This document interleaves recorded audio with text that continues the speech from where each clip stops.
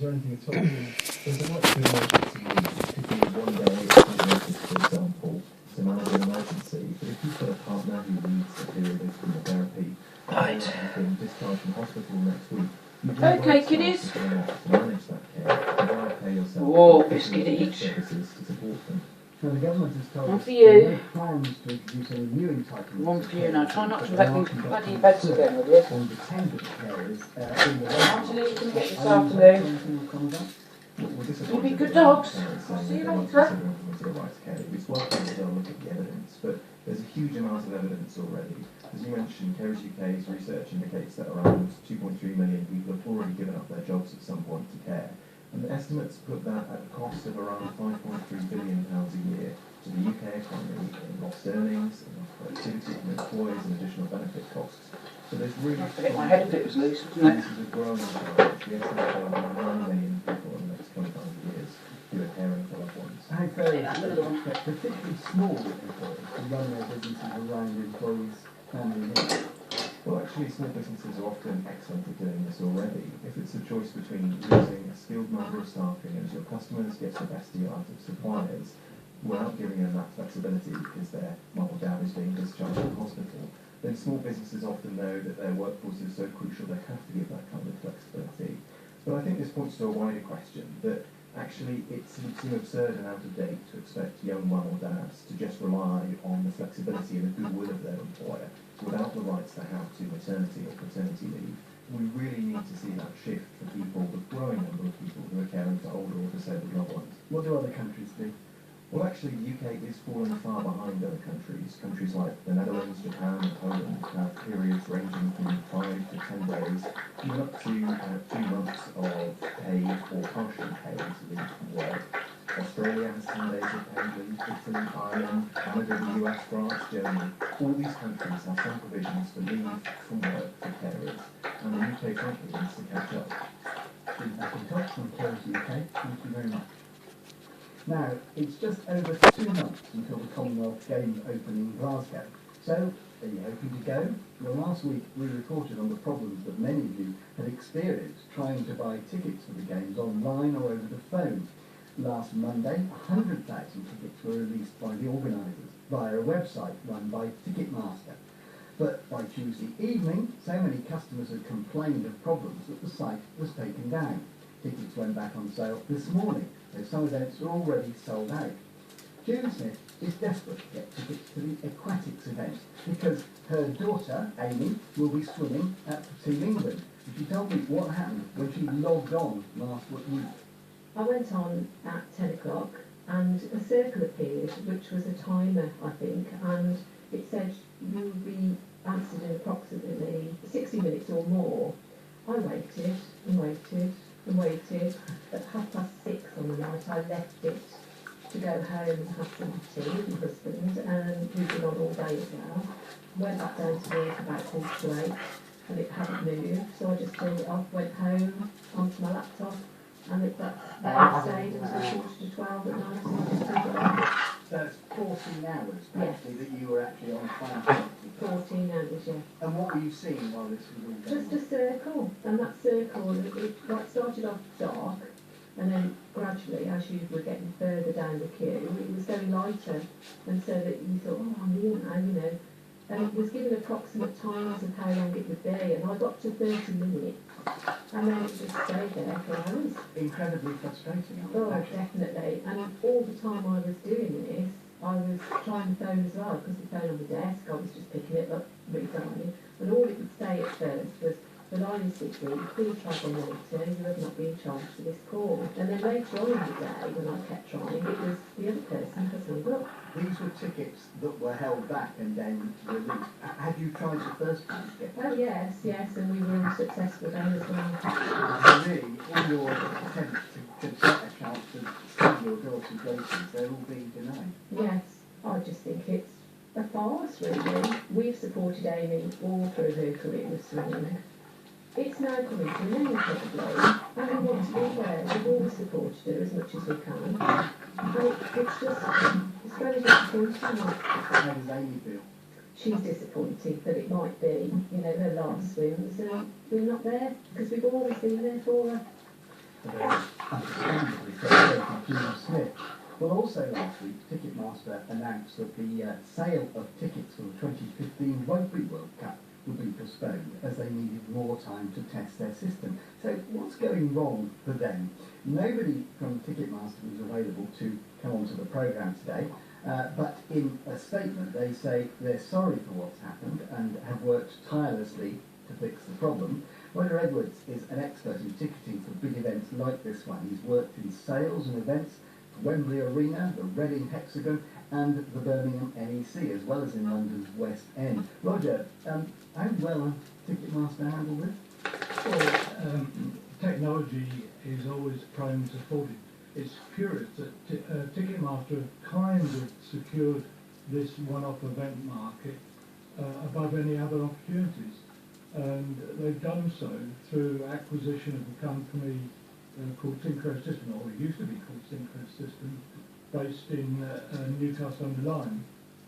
And because they stand outside their main ticketing activity, it allows them to take on the job of major ticketing events. Right, so that's a facility that they've got to do it. So would you have expected them to experience such problems when trying to sell 100,000 tickets? Well, you wouldn't expect them to have a problem, but I think we all experience such a law from time to time.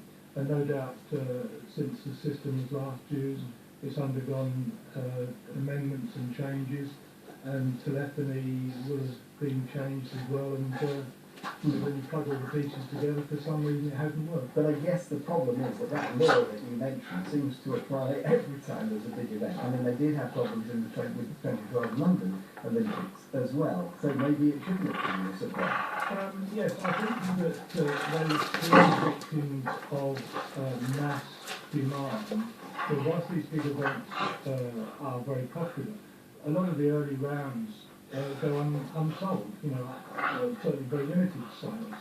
In the case of the British Olympics, all of a sudden there was massive demand, and no doubt was creating an audience for the Commonwealth Games coming to the UK that far exceeds what was expected the last time Commonwealth Games were held. But there are other ticket companies, aren't there, that do this kind of thing? Should they not be able to account? Well, they don't have the capability. You've got to have a huge computing capability just to take this one-off event, and when the event is over and done, there's a big capital investment sitting in a room somewhere just going down.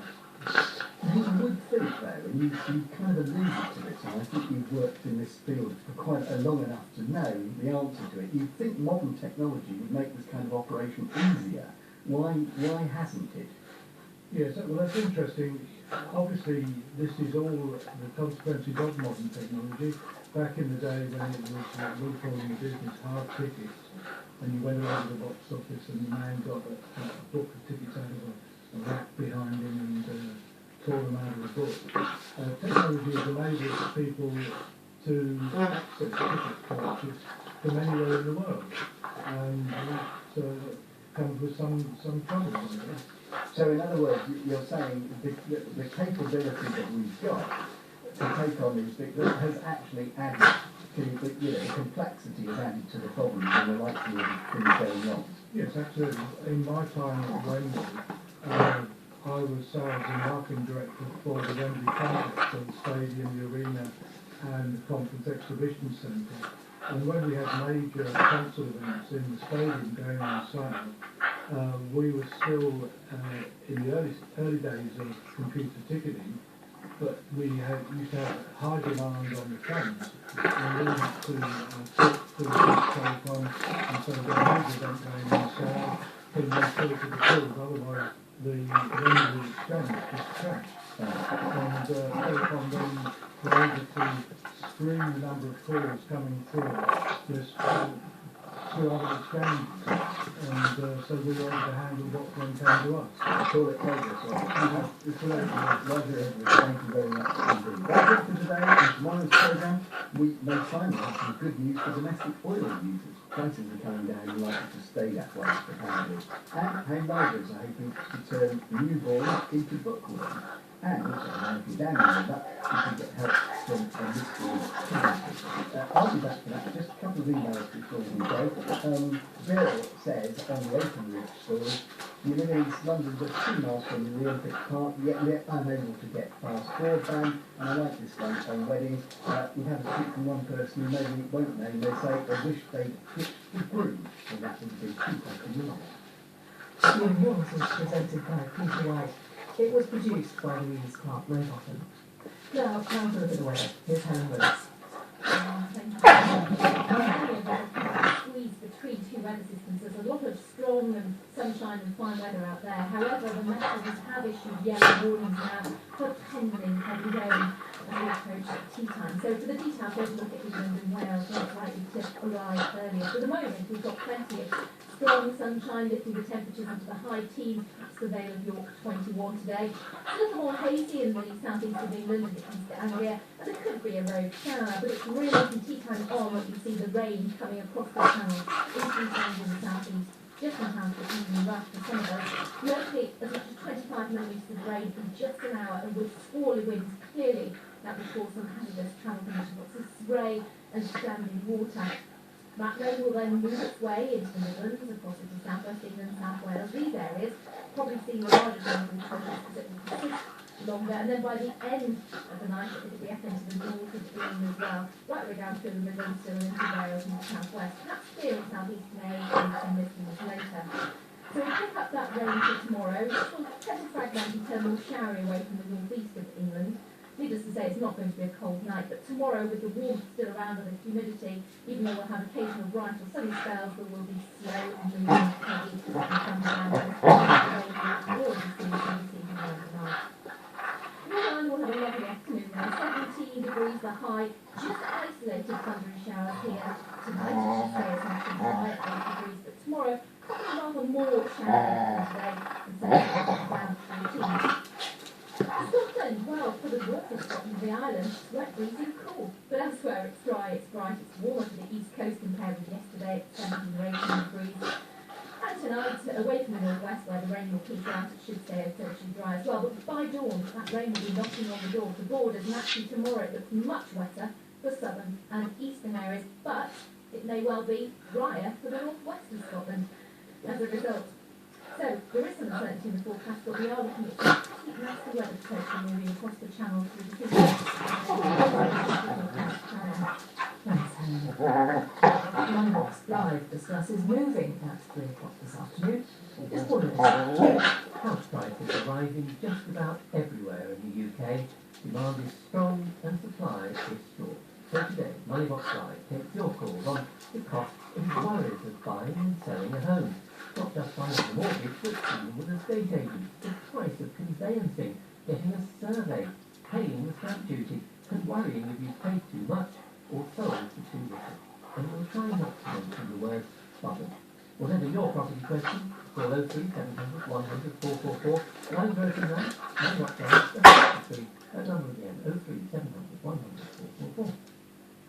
On FM, on longwave, on digital and online. This is BBC Radio 4.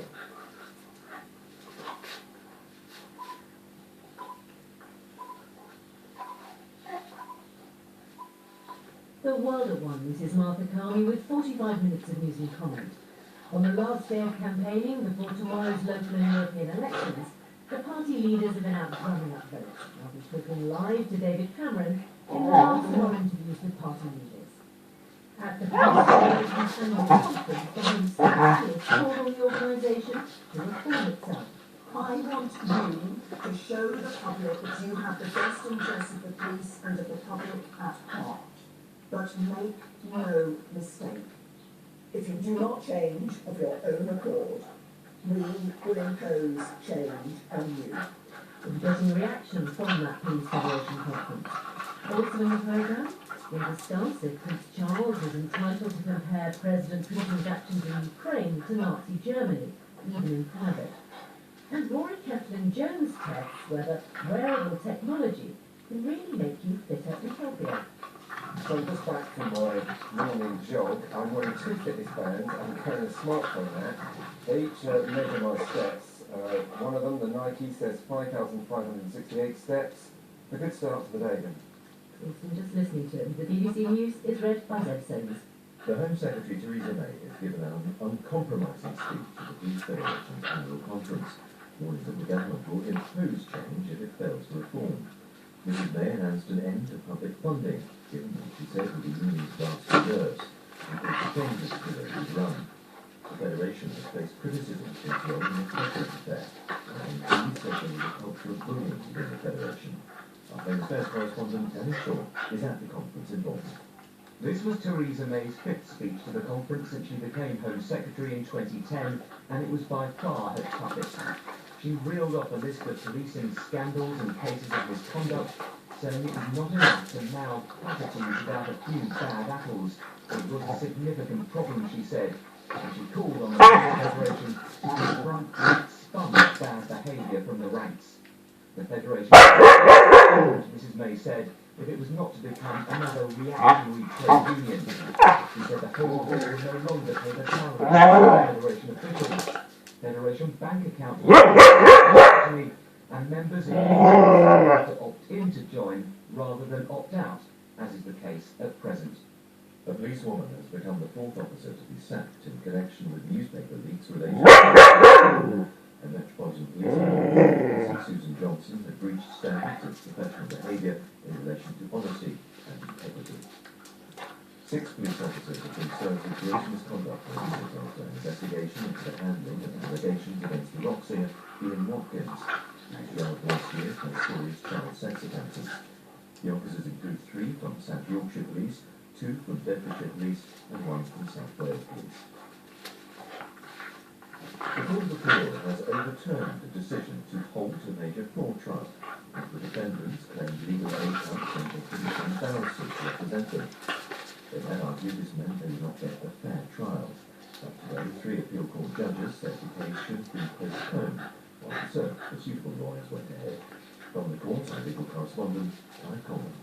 The Court of Appeal said that Judge Leonard had made errors of law or principle in stopping the £5 million fraud trial on the basis that insufficient barristers were available either from the independent bar or from the Public Defender Service. They ordered the proceedings to recommence. Independent barristers are refusing to work on very complex cases following a 30% fee cut. The Court of Appeal said that the maintenance of the criminal justice system of which we can be proud depends on a sensible resolution of the dispute between barristers and the Ministry of Justice over fees. The Deputy Prime Minister Nick Clegg has defended the Prince of Wales over private comments to a Jewish woman in Canada, in which she apparently compared Russia's actions in Ukraine with Nazi Germany. Mr Clegg said the heir to the throne should be free to express himself, particularly in private. Other politicians have criticised the Prince. This report from our royal correspondent, Peter Hunt. The Prince has spoken in a brief, once private conversation, which is now very public. The politicians, well, some of them, have come to his aid. The Deputy Prime Minister, Nick Clegg, said Prince Charles was entitled to his views and the royals shouldn't have to enter into some Trappist vow of silence.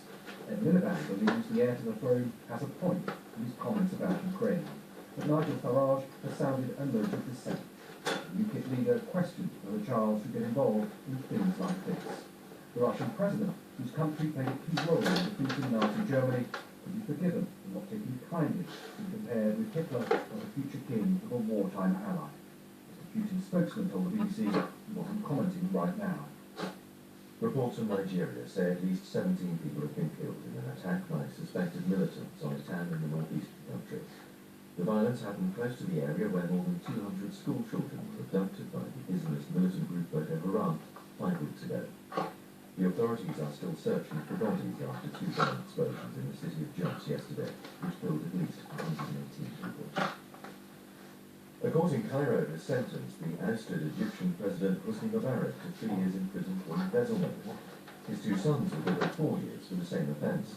Prosecutors said that during the decade they diverted around £10 million from arrangements and houses to be used instead to renovate their own residences. Retail sales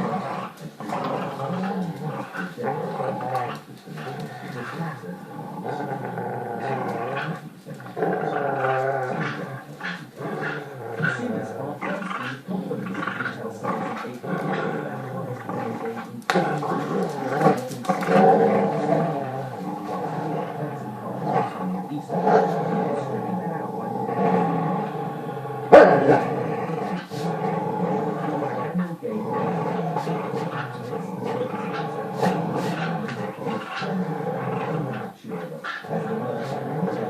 interest rates felt the decision to hold or raise rates before political. Some of them must be gradual, earlier.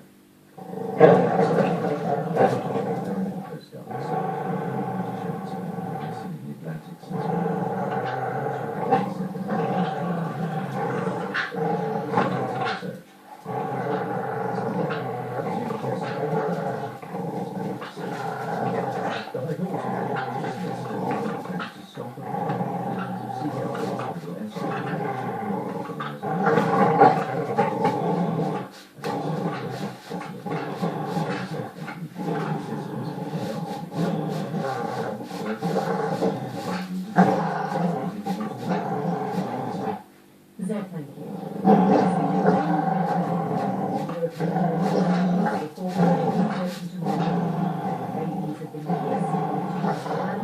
Millions of users delivered. Cameras now being found in houses and reached out to a lot for a from West London,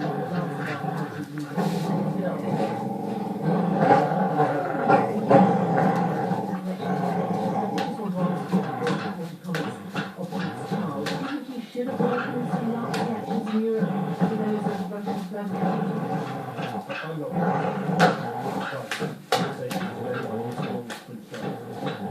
Can you really have a conversation when you're out?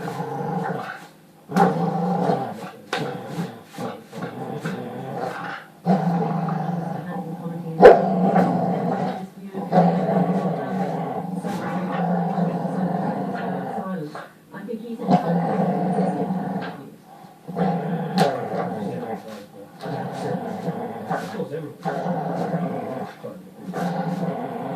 some of your opinions about campaign issues. And on Europe, facing European elections, the business council Michael Fallon said if we don't get the reforms we want, yes, of course, the government will then recommend an amendment. Are you prepared to campaign for that?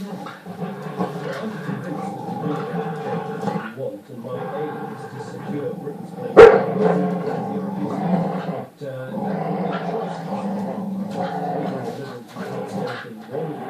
you've got UK who can't see anything right in Europe and want to walk away. We have to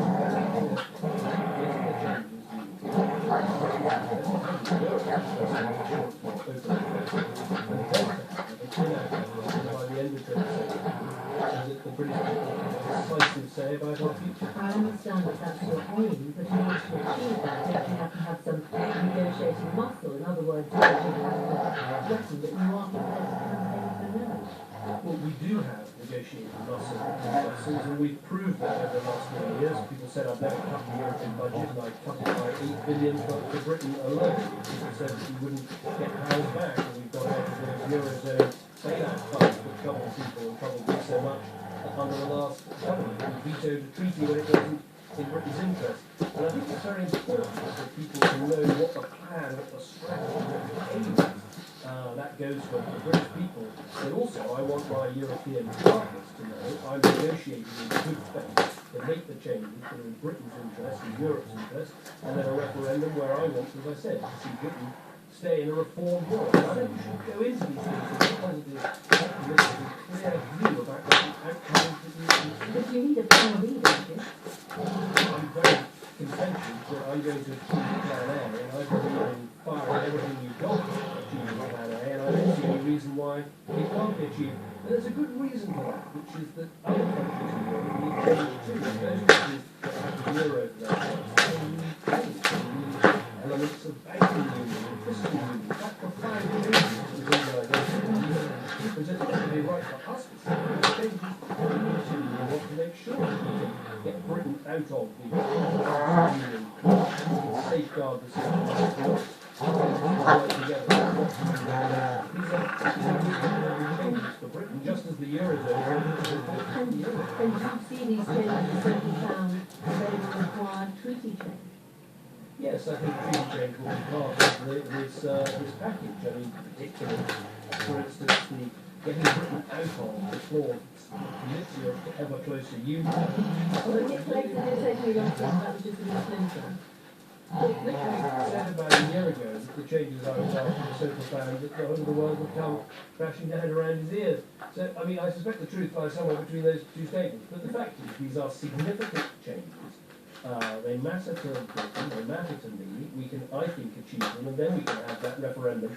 And I think people deserve, because since the British people last had a say on this organisation, we've had the Nice Treaty, the Amsterdam Treaty, the Lisbon Treaty, and frankly, politicians need to wake up and recognise that consent to be a member of this organisation has grown wafer thin, and it's time for someone, i.e. me, to set out the changes needed, the plan, and then the referendum, so people can be confident that we won't stay in an organisation if it doesn't have the full-hearted consent of the British people. You've outlined numbers of treaties over the years, but realistically, what are your chances of getting a new treaty now? At the moment, it's only Germany, really, who's thinking about having a treaty to bring in some of the changes you talked about in terms of the banking union. You're going to have to convince 26 other countries to agree to a treaty, many of whom don't want a referendum. Well, the point I would make is, when I became Prime Minister, lots of people said to me, well, you're going to have lots of problems, David, but at least there won't be any treaty changes in Europe. I think we've had 4, one of which I vetoed, and one of the others have had to be debated and discussed. The fact is, change does happen in Europe because it is necessary. The Eurozone countries do need to have some of these changes, so I'm confident that we can achieve treaty change. If I wasn't confident I could achieve this plan, I wouldn't have put it forward. Yeah, but cross noise in the background, very much of West London and South. Now, part of the changes you want, you say you want the freedom to take up work, not free benefits. So this is about extending the ban on claiming benefits. But you can do that, couldn't you? You can get that for up to 12 months without changing the treaty. Well, it's not clear that you can. One of the problems we have in Europe is that when you want to make changes that any sensible, logical, rational person would agree with, for instance, saying that if you come from France and come and live in Britain, work in Britain, but leave your family in France, you shouldn't get British levels of child benefit. You would have thought you could just fix that. You can't, because of the way the European Court of Justice interprets the laws and the treaties. And that's why you do need this combination of treaty change, legal change, and declarations as well, in order to get fixed some of these things that badly need fixing. The rules on benefits around Europe fly in the face of common sense. They need to be changed. We're doing what we can within the existing rules, because we've said you can't claim benefits the moment you come here, and if you claim benefits for longer than 6 months without a job, you can lose your right to remain here. And if you can't support yourself, then you can be deported, and we've already deported people using those powers. But we don't have enough power within the existing rules, and that's why the rules need to change. But are you setting up unrealistic expectations of what you can achieve? And for example, you can't really do anything about the overriding principle of freedom of movement, can you? Boris Johnson told Total Politics magazine, one of the reasons why people are so angry about immigration is the continual deceit that we can somehow solve this problem while remembering members of the EU with free movement. Isn't he right? But I think what we wouldn't want to change is the right to be able to apply for and work in another job in another European country. That is an advantage of the EU, that British people have taken up working and living overseas. That's not what we want to change. What we do want to change is the so-called benefit tourism. We can change that, and we've done what we can under the existing rules, but we need to do more. But you can't control immigration, can you? And this is what Boris Johnson is campaigning for today. He's talking about this continual deceit that we can solve the problem while remembering members of the EU. No, but I think what we can do more of, and what we've done a lot of, is controlling migration from outside the EU. Now, we cut that by 1/3 under this government. That's outside, I was talking about inside. Yeah, but that's important. It's a very large amount of immigration. It's not deceit that Boris Johnson is talking about. Yeah, but I think that the reason why I say we should get net migration into the UK down to the tens of thousands rather than the hundreds of thousands is if you take a long-term view, migration within the European Union has tended to balance itself out. There have been many years when it's been broadly imbalanced, the number of British people going to work overseas and the number of people coming to work in Britain.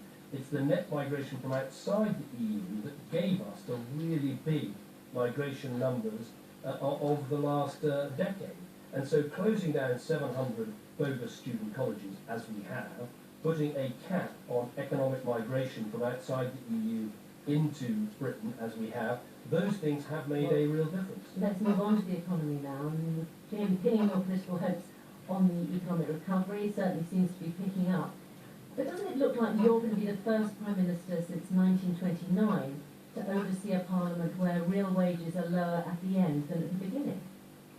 Well, we'll obviously have to see what happens in terms of wage levels and in terms of employment levels, and of course, crucially, tax rates. Because when you face a situation where you're creating more jobs but wages are not increasing rapidly, the best thing the government can do is to cut the cost of government and give people money by cutting their taxes. And that's what we've done. You can now earn £10,000 in Britain before you pay any income tax. But even allowing So that isn't the case. But even allowing that isn't the case that households are still worse off than they were before the recession, and that's likely to continue for years to come.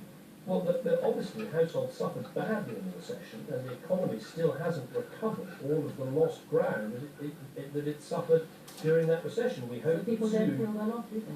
Well, I think obviously you've got a situation where because we've created 1.7 million private sector jobs, because there are 1.6 million more people in work than there were when this government took office, because there are 400,000 businesses operating in Britain, for many people, they can see a chance of a better life, a better livelihood, security, stability for their families. But if you're saying to me, do we need more time to fully recover the ground we lost in the recession? Yes, we do, but you can see in Britain today growing faster than any other G7 country, and employment creation possibly rate growing too fast in some areas. If you look at the housing market, houses in London are now 13 times average earnings, and that's not sustainable, is it? Well, we've given the powers to the Bank of England to intervene properly, just as in times gone past, it was completely wrong that the government was the judge and jury over interest rates, and that power was handed to the Bank of England. So we've handed these powers over housing to the Bank of England as well. We've But I seen think we Lloyds should be today careful. restrict their lending to 4 times earnings in London. Do you think other banks should follow that? Well, it's again a matter for the banks and the regulators of the banks to call this rather than for politicians. But I think it is important not to have too London-centric a view. If you look outside London and the South East, house prices are still 15% below their 2007 peak. And the Office of Budget Responsibility, again now an independent organisation, not run by the Treasury, they're saying that house prices won't reach their 2007 peak till 2017, 2018. So we should keep this in perspective while absolutely agreeing with what the Governor of the Bank of England said. But there are lots of people on there struggling to get on the property ladder. You talked yesterday about the pride you felt on buying your own home. Well, the Telegraph says that your first flat is now worth £1.4 million. That's not a flat for a first-time buyer anymore, is it? No, well, I mean, obviously prices in London and in certain parts of London as well have gone up a lot, but one of the reasons we introduced Help to Buy is that I want to help people who can afford the mortgage payment, and they can afford the mortgage payment even if interest rates went up, but they don't have rich parents, and they can't afford, no, but they can't afford the deposit on a flat. If you look at Help to Buy, this is quite interesting actually, Barbara, because 85% of the Help to Buy purchases have been outside London and the South East. The average house price has been around 160,000, which is below the average house price for the country. And So you it have is possible 17,000 people there, but I mean that's still a lot more people who can't afford it. Yes, but the point is that it is an active piece of work by the government to help people who aspire to own their own homes, who could afford to, but they couldn't afford the deposit. And I think steps like that are very important. We've also helped the right to buy your council house or housing association house to help many more people get on the housing ladder. I'd like to move on now to the question of one policy which is affecting a lot of local authorities around the country, and that's free school meals. Some schools are very worried, and when we look at the way this policy came about, it was just a political deal, wasn't it, between you and the Lib Dems? Some people talk about it being cooked up on the back of a fag packet, so you both had something to announce at your party conferences. Well, I don't accept that. I mean, this is a policy, as Nick Clegg discussed on your programme, that was trialled in different parts of the country. It has quite strong support across the political spectrum. I think we'd all like to see more opportunities for children to have access to school meals and to be able to sit and eat together. And so I think it's a very good policy. It will be introduced in September. Well, it's introduced in September, but a lot of schools have told us that they're having difficulties with this. And in your own backyard, Oxfordshire County Council says it's short of a significant amount of money. And a Conservative councillor in charge of education told us, I wish the government wouldn't make these policies on the hoof and then expect us to deliver it without enough money. Well, I don't really accept it was made on the hoof, because as I say, it was trial. A decent amount of time has been set aside for its introduction. Well, why is there £150 not million. progress then? Well, obviously, any change is always difficult, and I think you should judge the change as it comes in. You know, this government has made a lot of difficult decisions, a lot of changes, but so often what you see is an enormous fuss when they're announced, and then actually, after some time, people can see, well, actually, this policy is working, this is delivering, and the idea of all infants in school being able to have school meals and sitting and eating together, I think in a few years' time, people look back and say, well, why on earth didn't we do that before? But some civil servants have warned about it in December. We've seen an email. They warned that money would have to be diverted from providing school places to meet basic need or from meeting urgent maintenance needs in schools. Well, what I see in terms of our schools is a government that has protected the money that's going into schools. We thought that was very important. We made difficult decisions on spending, but we did protect the NHS budget. We protected the per pupil funding. And we've also then added extra money to that in terms of the money for free school meals, and of course this government, the first in history, to introduce a pupil premium, so that... well, those are all the general education policies, but specifically on this, I mean, it really was done as a result of political fix, wasn't it?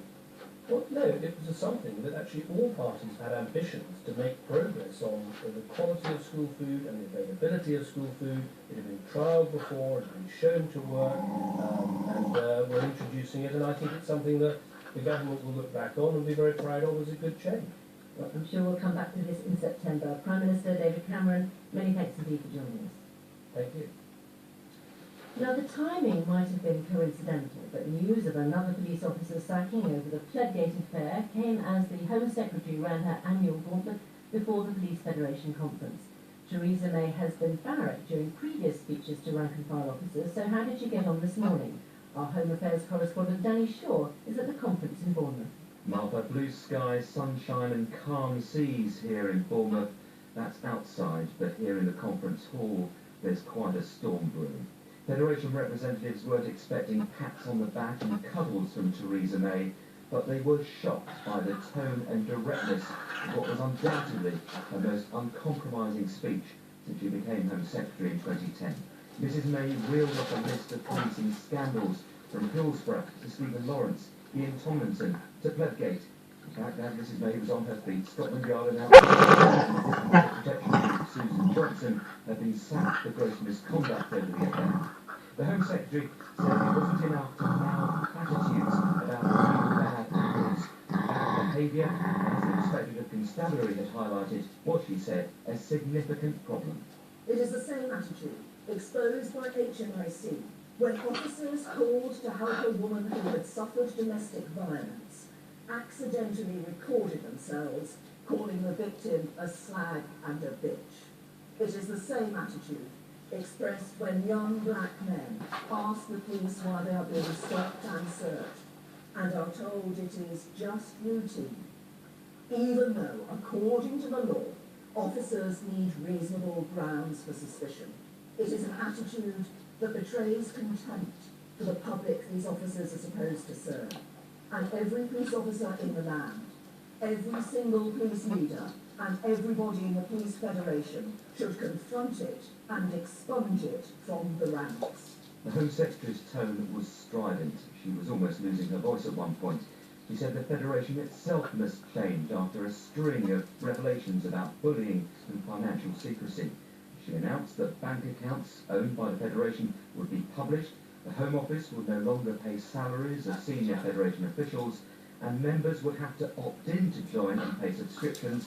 At the moment, they have to opt out. She said that if further reform didn't happen, the government would impose it. You can choose the status quo, or you can choose change. You can choose irrelevance or reform. You can become another reactionary trade union, or you can make sure the Police Federation becomes once more the authentic voice of policing in this country. When Mrs May had finished after about half an hour and walked back to her seat, there was no booing, there was no polite applause, just silence. Silence. It was as if the 2,000 officers here had been collectively knocked out by a police truncheon. When the question and answer session began a few minutes later, they found their voice. Ken Davis from Cheshire Police summed up their shock and anger. To 21 years of frontline service, I faced everything, including being attacked, hospitalised, saving lives. For 6 years as a full-time federate, I've represented every officer who suffers in the same way I did. I have never had such an attack and a personal kicking as every comment that came out from what you said then. This was one of those rare occasions, a speech by a politician not leaked in advance or spun, and entirely unexpected in its severity. The Peace Federation this afternoon will debate reforms to their organisation. I just wonder if their sense of anger might make them retreat rather than embrace change. Martha. Danny Shaw. Well, as we've been hearing, Prince Charles has become embroiled in controversy today. While touring a Canadian immigration museum, he met a former Polish war refugee who fled to Canada from Germany in 1939. Marianne Ferguson told the Daily Mail that the Prince likened some Nazi actions in Europe to those of Russia's Vladimir Putin in Ukraine. Clarence House has said it won't comment on a private conversation. And as you may have heard earlier, neither did David Cameron. The Labour leader Ed Miliband said Prince Charles has a point, but said he didn't want to comment on the details. Nick Clegg said Prince Charles should be free to express himself. Well, Lord Taverne is a Liberal Democrat here, and Ingrid Stewart is the editor of Majesty magazine. Lord Taverne, we've heard Nick Clegg saying that just because you're a member of the royal family doesn't mean you have to take some kind of Trappist vow. What do you think of that? I think he's quite wrong on that, because he's not an ordinary private citizen. He's entitled to his private views, but he has abused his position. I mean, to give two examples, Putin is the most important, but before that, he's written 27 different letters to ministers on various issues, promoting his predilection for quack medicine and causes of that kind. And when there was demand to get these published, the Attorney General opposed publication on the grounds that those who the public would read the letters and come to believe that the Prince had disagreed with the policy of the last Labour government. You can't have a monarchy, a constitutional monarchy, who seems to take side on controversial issues and side with Conservatives or Labour, whatever one's private views and whatever his or her private views. And the Putin incident is very serious because this is a case of interfering with Anglo-Russian relations. All right, it was a private conversation, but journalists were nearby. He should show some discretion. He should have a certain amount of sense on these things. He should realise he's got a separate position as heir of state. But let me bring Ingrid Stewart in. This is an abuse of his position. No, I don't think it is. And of course, I am vertically opposed to Lord Taverne, although he's sitting opposite me now, being very charming. I think Charles has every right to engage in private conversations with people. It wasn't a political remark. It was really more of a remark, say, pointing out Putin's intolerance and likening it to what happened to Marianne Ferguson when she left Poland at the age of 13 and the country was taken over by the Nazis. And I'm sure she's deeply embarrassed that it's caused such a stir. But I think Prince Charles speaks to hundreds and hundreds and hundreds of people every year. And the reason that people like him is because he does engage in a proper conversation rather than just sort of dropping niceties here and there. And Lord Taverne, I mean, he's heir to the throne. He's not actually monarch yet, is he? Well, but imagine if before somebody becomes monarch, they make clear what their political position is. How can one then trust the monarch when they become monarch to do a complete 180 degrees turn and say they're now completely neutral? I mean, this case of the letters to various ministers is a very serious case, and unfortunately now it's going to be published and the public can see it. But when the government says we can't have them published because it will embarrass the constitutional position of the monarchy, that's an extraordinarily serious case. And as far as Putin is concerned, personally I dislike Putin. I think that he has dangerous dictatorial tendencies. I think it's going way beyond to say that present-day Russia is like Nazi Germany. That is completely... But he didn't actually say that. Well, he didn't actually say that. He said that there was... Let him finish. He did not say that it was like Nazi Germany. He likened this lady's situation to what Putin was doing to the people of Ukraine now, which is not quite the same thing. He wasn't making a political statement. And even on the broader point that Lord Taverne was making, should Prince Charles be writing to ministers privately? I think it's terrific that he writes to ministers. I think he is in a position where he can make his views heard.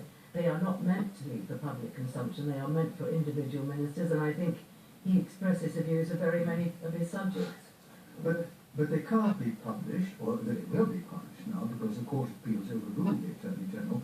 But how can he not realise that writing on public issues, controversial issues, if this should become public, as always could be, the effect would be that the public might believe he had disagreed strongly with the policy of the last Labour Okay, a point you've made earlier, so we'll leave it there. Thank you very much indeed to both Lord Taverne and Ingrid Stewart. A decision to halt a multi-million-pound fraud trial because of a lack of legal aid barristers has been overturned by the Court of Appeal. 3 judges quashed a ruling made after the Prime Minister's brother, Alex Cameron QC, argued the defendants would not get a fair trial due to cuts in legal aid. Our legal affairs correspondent Clive Coleman is here. So this is a dispute between the Ministry of Justice and barristers. It is, and it's a pretty bitter one. What happened is that last year, fees for what were known as very high-cost cases, Martha, these are the most complicated, the most complex, the longest cases. They can last months, they can cost up to £8 or £9 million a time. But the legal aid fees offered to barristers were cut by 30%.